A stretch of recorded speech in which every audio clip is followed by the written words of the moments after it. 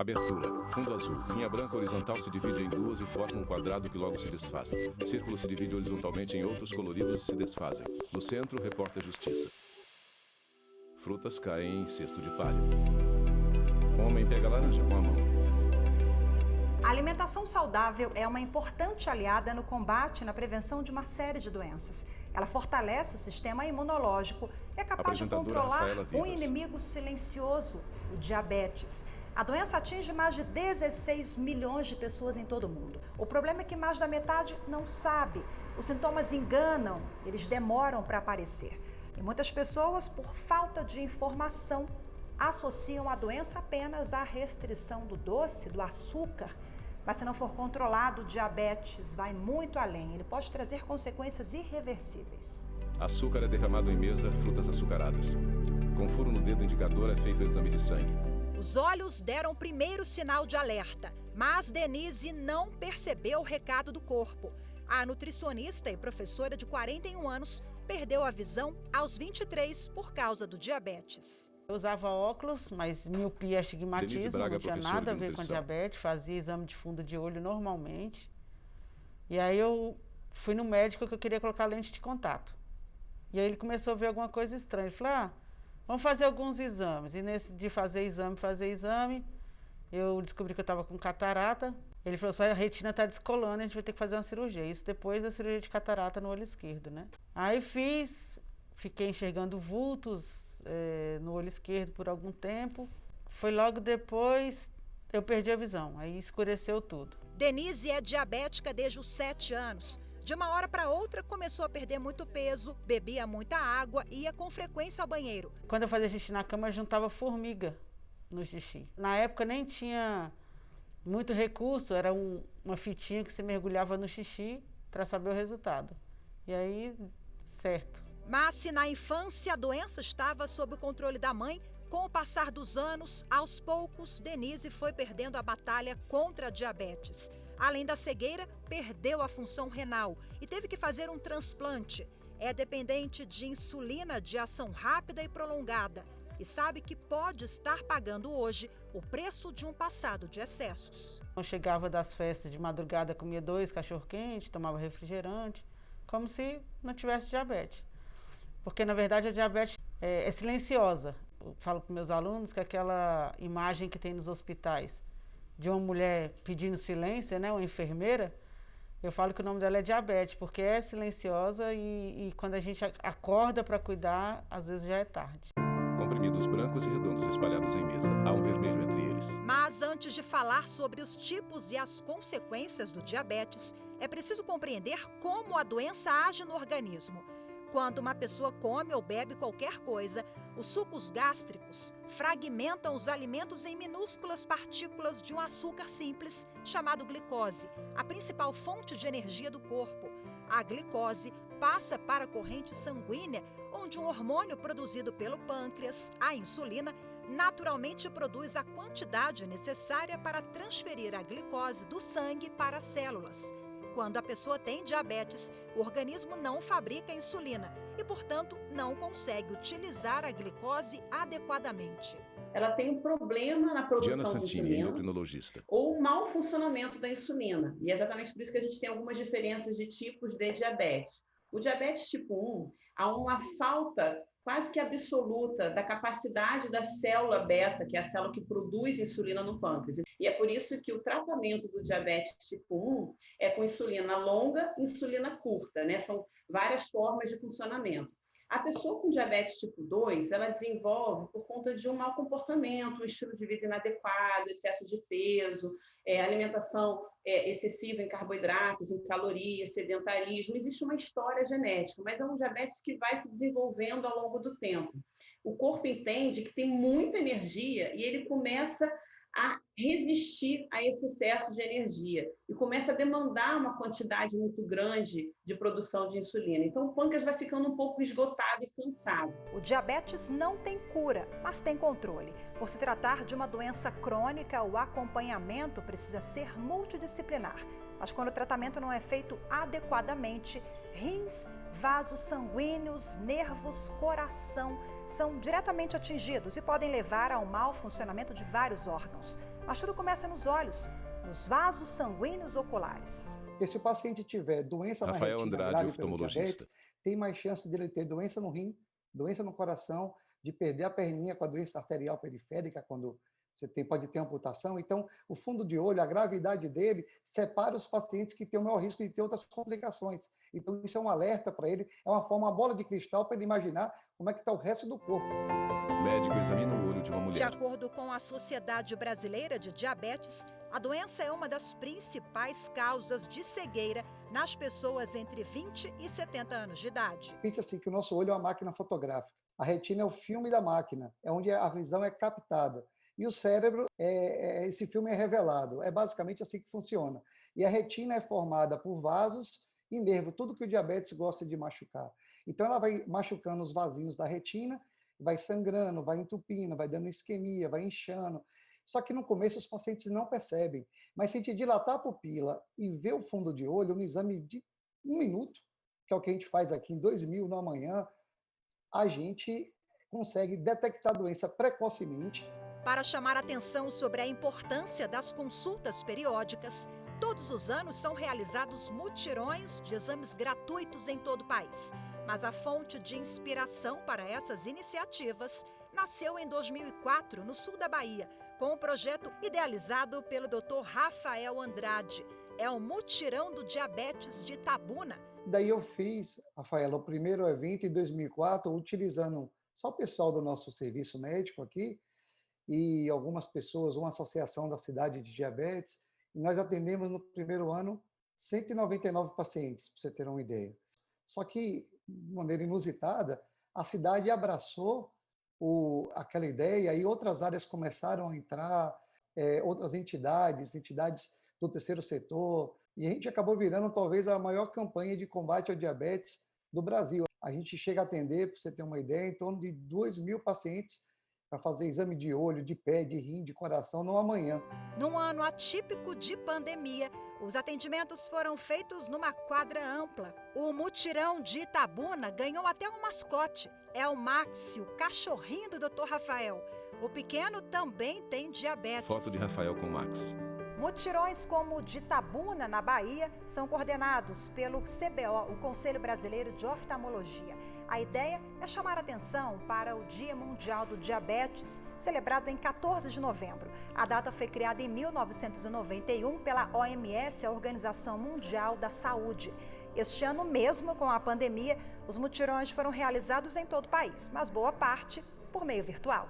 Através dessa ação que a gente está fazendo no meio virtual, nós conseguimos minorizar a angústia do paciente. Isso não é uma teleconsulta, mas nós conseguimos trazer aquele paciente para um ambiente virtual, onde um médico especialista em oftalmologia tirava as dúvidas e ajudava bastante a população.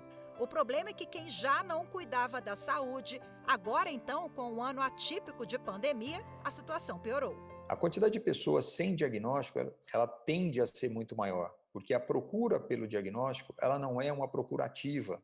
Muitas vezes o paciente só procura o médico quando tem algum desconforto, quando tem alguma dor. Mesmo sem sinais ou sintomas, todo mundo deveria criar na sua rotina um período para a sua avaliação médica. E se a pessoa não fizer um exame de sangue, não fizer a curva glicêmica, buscar essa identificação de risco, ela vai passar anos da sua vida sem saber. É comum a gente ver pacientes com alteração da glicemia, com alteração da hemoglobina glicada, e passar despercebido, ou em algum médico não alertar sobre essa condição. Então, é um alerta que serve não só para os pacientes, mas também para os médicos.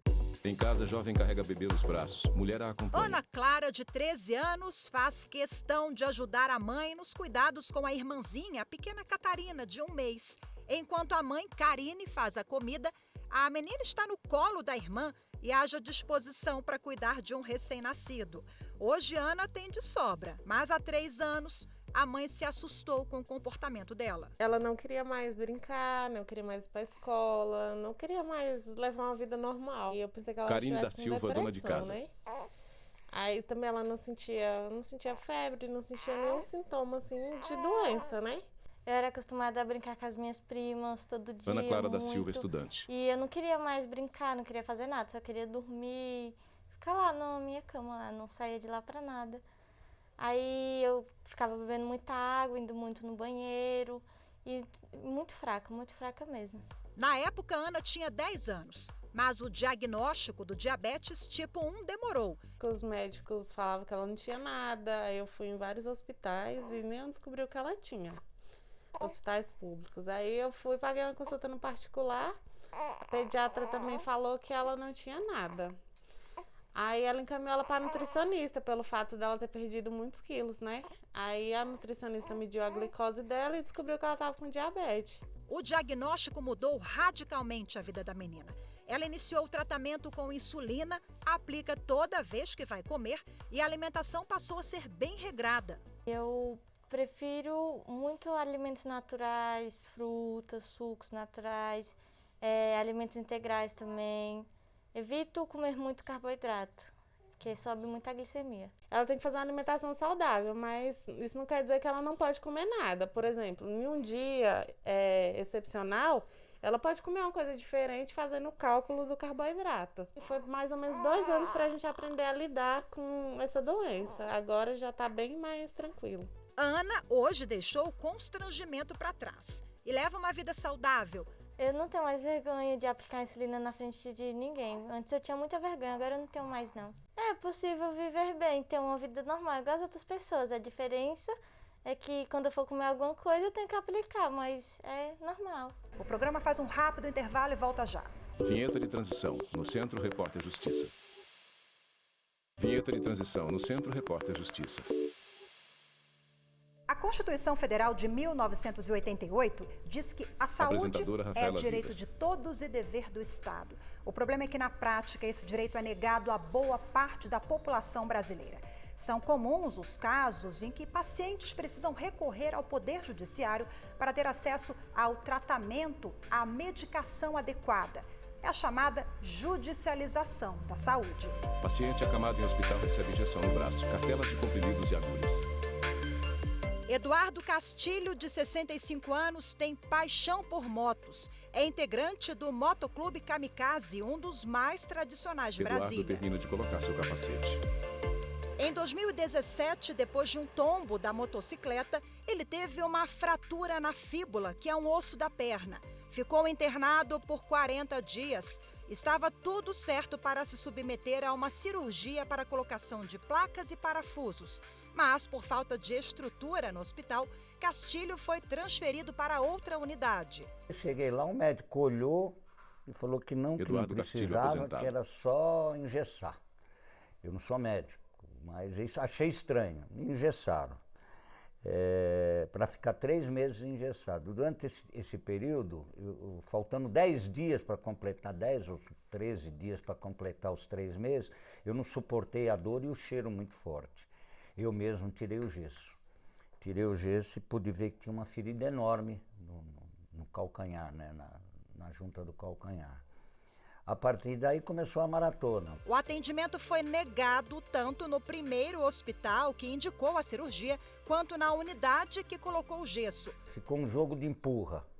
Até o dia que eu tive um problema mais sério, que eu fiquei, quase morri, né? Eu fui internado direto na UTI. Como infeccionou, eu tive muita febre.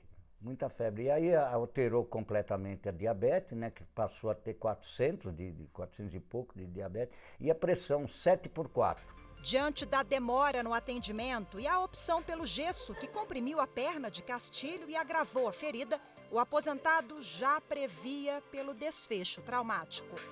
A perna esquerda de Eduardo é amputada. Eu já tinha percebido, porque foi necrosando, os ossos estavam expostos, a ferida abriu tanto que os ossos ficaram expostos. Desculpa. E eu percebi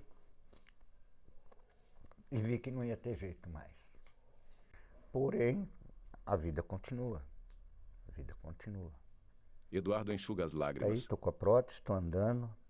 Claro que não é a mesma coisa, mas estou vivo. Rafaela conversa com Eduardo. Ela segura as mãos dele. Sentado em sua cama, Eduardo coloca meia branca especial em sua perna amputada. Lourinaldo, amigo de Castilho e companheiro de motoclube, é especialista em direito médico. Não demorou para o advogado perceber que a amputação do pé e da perna foi resultado de um erro no tratamento adotado. Existe a literatura médica que indica o que tem que ser feito. Não é achismo, é ciência, é literatura. O advogado entrou com uma ação no Tribunal de Justiça do Distrito Federal e Territórios, com um pedido de reparação por danos morais e materiais. Não vai compensar Lourinaldo Delmontes de Lima, o advogado. sentimento que ele teve, mas traz um certo alento pelo fato de que pode servir para que outras pessoas não passem por a mesma situação. Ele era um trabalhador ativo. Ele exercia as suas funções normalmente. O dano moral, ele busca compensar o abalo psíquico que a pessoa sofreu, no caso. O governo do Distrito Federal foi condenado a pagar R$50 mil de indenização por danos morais. O Tribunal de Justiça concluiu que o tratamento oferecido não seguiu as normas técnicas da literatura científica ortopédica e gerou resultado insatisfatório. A decisão ainda aponta que o réu deixou de cumprir com sua obrigação primária de zelo e cuidado nas atividades, colocando o paciente em riscos e, o pior, a passar por longos meses de incerteza sobre a própria saúde e com fortes dores intermináveis. Se tivesse operado naquele momento lá no hospital, poderia ter algum defeito, mas estaria em ordem. Agora, da maneira que foi feito, engessado, um pé torto, do jeito que estava, como eu te mostrei na fotografia, não faz sentido, mas quem sou eu? Não sou médico para questionar o médico lá na hora. Até 2017, antes do acidente de moto, Castilho trabalhava como gerente de projetos numa empresa pública do Distrito Federal. Está aposentado, mas cheio de projetos. Eu quero trazer camarão do Nordeste para vender aqui, camarão e lagosta, porque ficar parado não dá. Eu continuo minha vida, eu ando de moto, eu ando de triciclo, eu viajo, eu participo de eventos, eu tenho uma quantidade enorme de amigos, tenho minha família. Eduardo sai de casa em sua moto adaptada. É um triciclo de cabine. Eduardo dá uma volta pelo bairro onde mora, em Brasília. As doenças crônicas não transmissíveis são causadoras de mais de 70% dos óbitos no Brasil. Elas incluem hipertensão arterial, câncer, doenças respiratórias e diabetes. Os números apontam que a nossa saúde não caminha bem. Daí a importância de um estilo de vida mais saudável. Nesse contexto, nasceu o livro Doenças Crônicas, Saiba Como Se Prevenir. A jornalista Vanessa Pirolo é uma das autoras. Eu vesti a camisa do diabetes. Vanessa Pirolo, coordenadora de projetos da ADJ Brasil Diabetes. De saúde. Então, o diabetes fez com que eu pudesse me inteirar mais dessa área de saúde. Acabei escrevendo para um portal especializado em diabetes, fiz matéria para a revista, porque a gente sempre fala da questão do diagnóstico e tratamento. E dessa vez nós quisemos mostrar que dá para fazer a prevenção e, ao mesmo tempo, desonerar o SUS, como desonerar também os planos de saúde. Então, por isso que nós escrevemos esse livro. Em todo o país, diabéticos e familiares se unem em redes de apoio psicológico. Minha filha ficou com Ione diabetes Fux, advogada e diretora da ADJ. E um mês depois, me indicaram a ADJ. Primordialmente, ela dá um acolhimento à pessoa com diabetes, porque quando você recebe a informação de que você está com diabetes, de que algum familiar seu está com diabetes, aquilo é como se fosse um soco no estômago da pessoa. A pessoa já pelas informações que houve, pelos leigos, meu filho vai morrer, vai isso, aquilo. E não é nada disso. A ADJ é uma associação com sede em São Paulo, formada por pais de crianças e adolescentes diabéticos. É dirigida pela advogada Ione Fux. Ela compartilha orientações sobre saúde, sobre direito. Não vai adiantar eu ter só educação em diabetes, mas eu não ter o tratamento, e não vai adiantar eu saber tudo o que eu preciso se eu não tiver educação em diabetes. A orientação jurídica foi determinante para Juliana conseguir fazer o tratamento de graça na rede pública. Como eu faço hemodiálise, a minha endócrino sugeriu a bomba que vem com Juliana Ferreira, sensor publicitária. junto já. Aí sim, aí eu entrei com uma ação judicial, eu pego todos os insumos, pego insulina, pego os catéteres, só que é a sorte, né? Tem mês que tem mês que não tem.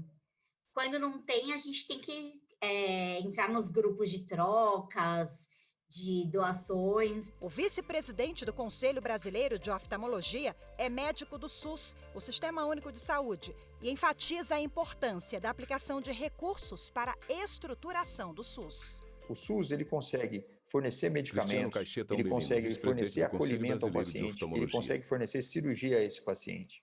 A gente sabe que a demanda ela precisa ser melhor organizada. A partir do momento que eu cuido da minha população, que eu trato a minha população de maneira preventiva, diminuo o risco e o dano causado por qualquer doença crônica, eu vou diminuir muito o meu gasto previdenciário, com aposentadoria por invalidez, com aposentadoria por uma pessoa perder a visão e tornar-se uma pessoa que depende de outras pessoas para o seu auxílio nas suas atividades. A seguir, você vai conhecer os mitos e verdades em torno do diabetes. O primeiro deles diz respeito ao açúcar. Será que ele é mesmo o grande vilão? Tem também o movimento Divabéticas, que foi criado para trabalhar a autoestima de mulheres que acabaram de descobrir a doença. Tudo isso e muito mais você confere daqui a pouco. No próximo bloco é tempo de tomar um cafezinho e voltar com a gente já já. Vinheta de transição no Centro, Repórter Justiça. Vinheta de transição no Centro, Repórter Justiça. Verduras e legumes lavados e cortados para salada. A alimentação saudável é um dos pilares para manter a diabetes estável. A doença exige uma verdadeira transformação nos hábitos alimentares. É preciso dosar a quantidade de tudo que você come. Macarrão, arroz, feijão, refrigerante, bolo, doce, brigadeiro. Mas será que o açúcar, será que ele é o principal vilão? Mulher de olhos bem abertos em cima de prato com doces em uma mesa. Não, o açúcar ele não é o grande vilão, Silvia né? Cristina Porque hoje Gonçalves, até nas nutricionista. nossas recomendações nacionais, nas recomendações internacionais, é permitido o consumo de açúcar. O que a gente não consegue hoje em dia dentro da população é usar a palavra moderação. E o açúcar da forma que está sendo consumido não é aquele açúcar de mesa que a gente usa para adoçar um café, um chá, é aquele açúcar que vem dos refrigerantes, dos alimentos prontos, né? Dos fast foods, que vem em grande quantidade de açúcar junto com gordura. E, na verdade, essa questão do açúcar hoje é até um mito. O diabético pode comer Fabiana açúcar Couto, de uma coaching forma de saúde. moderada e tomando a insulina, né? A dose adequada de insulina. Então, é muito mais do que o consenso popular acredita. Na intenção de desmistificar a doença, em 2017, Fabiana criou o projeto Divabéticas, que busca reforçar a autoestima e autoconfiança das pessoas com diabetes, em especial as mulheres. É muito comum essa questão da não aceitação, de se sentir sozinha, de se sentir inadequada, de não conseguir transitar dentro desse sentimento de luto, que toda a condição de saúde, quando você tem um diagnóstico de uma condição incurável, tem todo um processo psicológico que acontece e que, se não for cuidado, ele vai atrapalhar muito na adesão ao tratamento, como foi o meu caso. A gente fez agora uma campanha sobre contracepção e diabetes, a gente fala de gravidez e diabetes, de vários mitos e tabus para quebrar tudo isso e mostrar que a pessoa pode viver uma vida normal e saudável, e também eventos presenciais, que a gente, antes da pandemia, a gente estava fazendo.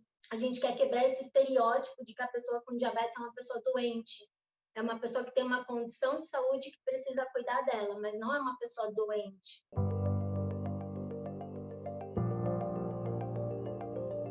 Apesar de ser uma doença que não tem cura e sim controle, na fase inicial ela pode sim ser revertida. É a chamada pré-diabetes, uma espécie de alerta vermelho.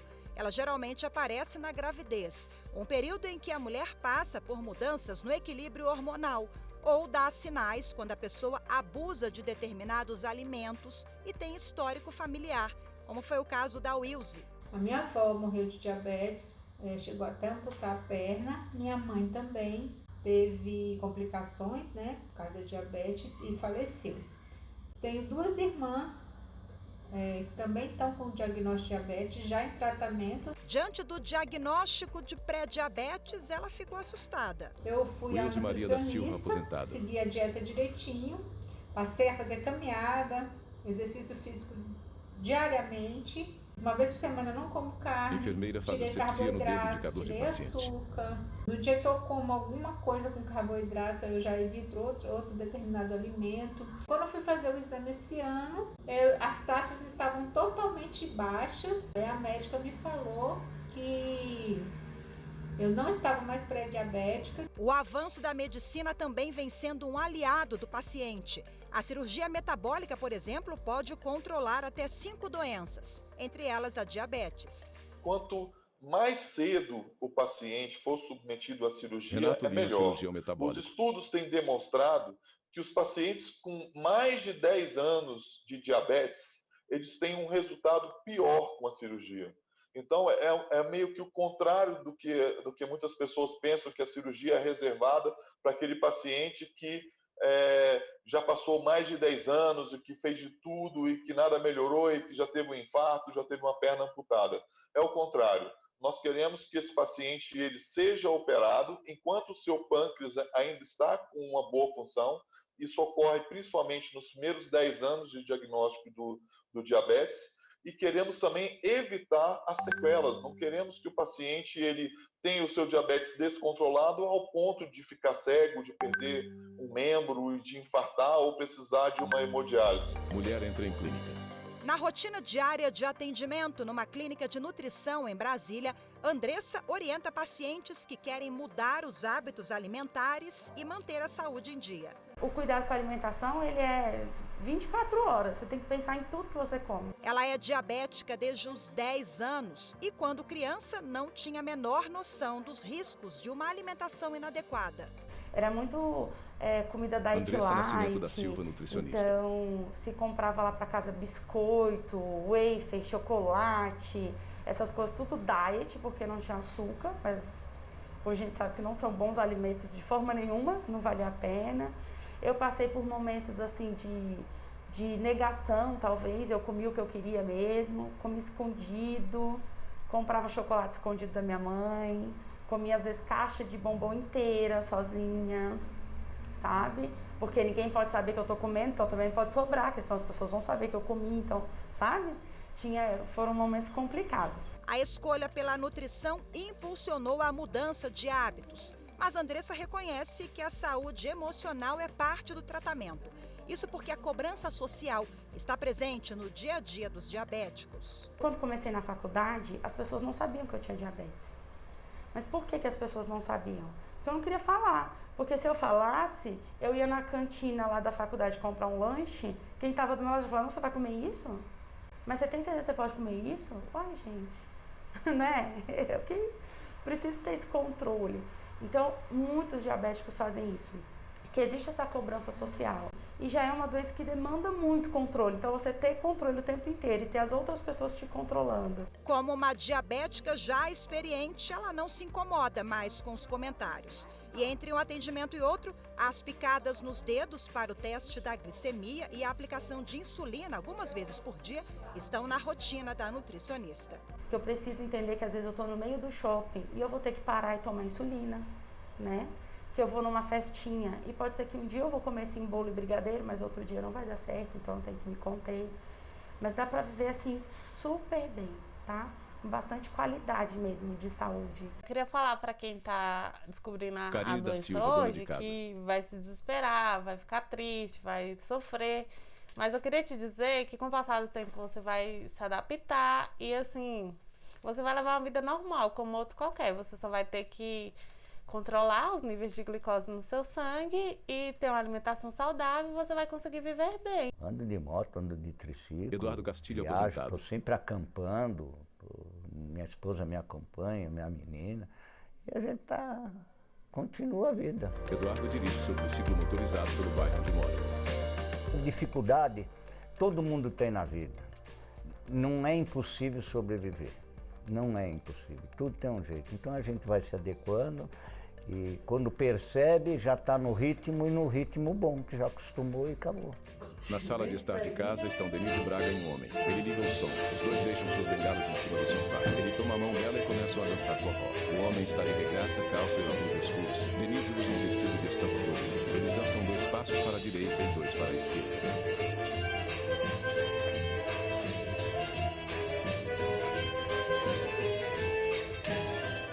Créditos finais. Produção Thalita Oliveira. Apresentação e edição de texto Rafaela Pérez. Cabelo e maquiagem Kelly Matheus. Cinegrafia Francisco Cosme e Luiz Guilherme. Assistência técnica Paulo Paz. Edição de pós-produção Patrick Gomes. Videografias Lucas Matias. Audiodescrição Visual. Roteiro Kainan Leão. Narração Valmir Nascimento. Núcleo de programação Rosa Oase. Núcleo técnico Fábio Guedes. Núcleo de produção de programas Flávia Soledade. Supervisão Coordenadoria de Gestão da TV e Rádio Justiça. Secretaria de Comunicação Social STF. Realização TV Justiça Essencial 2020.